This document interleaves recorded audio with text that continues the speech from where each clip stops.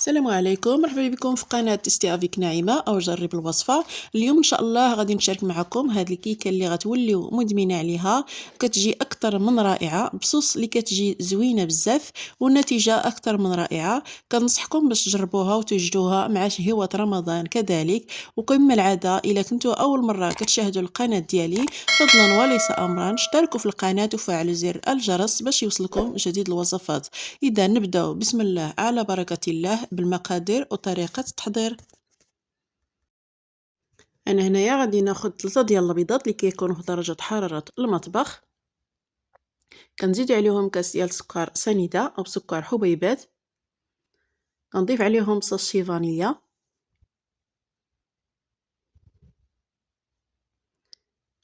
كنحركوا المكونات ديالنا مزيان حتى كتجانس مع بعضياتهم، يعني حتى كيطلع لينا البيض شوية حتى كيبان ليا داك السكر داب.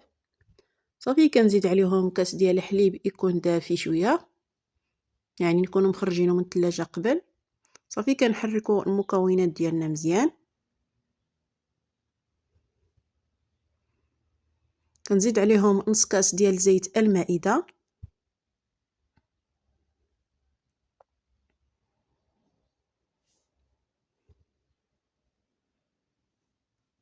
ثم هنايا غادي نبداو باضافه الدقيق هنايا غربلته من قبل.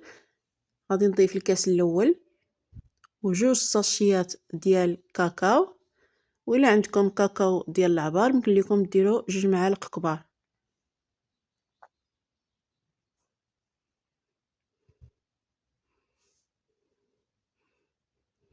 كنزيد عليهم الكاس الثاني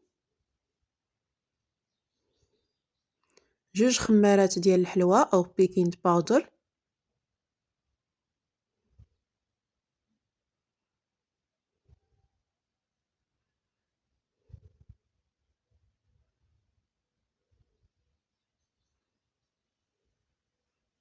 صافي كنخلطوا المكونات ديالنا مزيان حتى كتجانس مع بعضياتهم.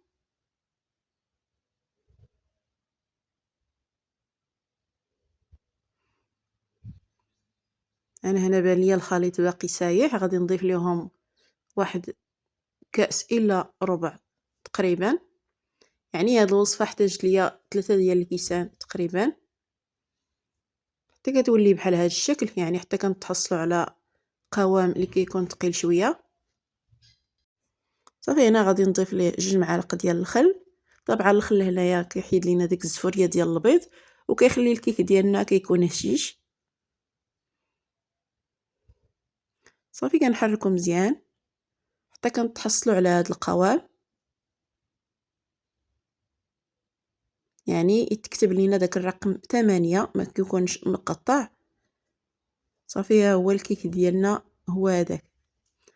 صافي هنايا غادي ناخدو اللاطه ديال الفران، كندهنوها بشويه ديال الزبده. صافي وكنكبو فيه الخليط ديالنا وكندخلوه للفور اللي كيكون ساخن في درجه حراره مرتفعه من قبل.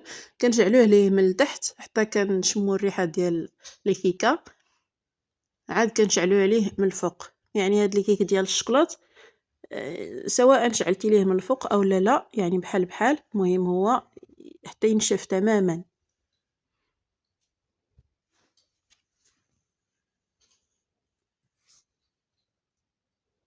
بعد ما طاب الكيك ديالنا هكايا كنثقبوه هكايا بشي فرشيط باش تدخل ليه ديك السقوه. وهنايا طبعا يمكن لكم توجدوا الحليب بالقهوه اولا الحليب بوحدو. انا هنايا سقيتو غير بالحليب وحده، يعني هاد الوصفه كتكون سريعه بزاف، يعني خفه نزربان.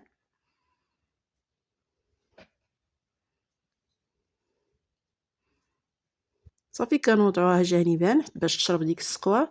كناخدو واحد الكاسرون كنديرو فيه 2 معالق ديال الكاكاو مر، 2 معالق ديال سكر سنيده، 2 معالق ديال النشا،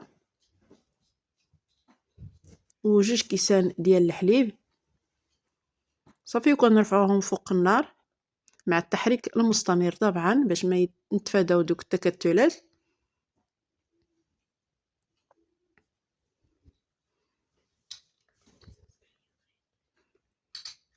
صافي هنايا غادي نقطع الكيكه ديالنا هو الاول باش تشرب لينا ديك الكريمه حتى هي.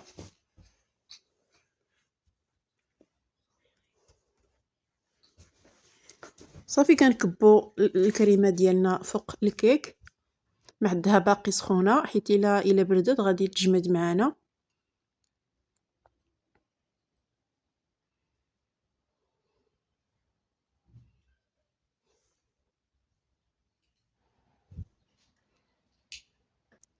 وطبعا ها هي الكيكة ديالنا بعد ما وجدات، كنتمنى انها تنال الاعجاب ديالكم، ونتمنى ايضا انكم تجربوها.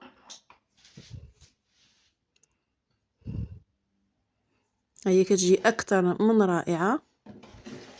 وطبعا الا عجبتكم ما تنساوش تخلوا لي الراي ديالكم في لي كومونتير، كتشجع ليا باش نستمروا في تقديم وصفات اكثر. بصحة والراحة وبسلامة عليكم، الى فيديو اخر ان شاء الله.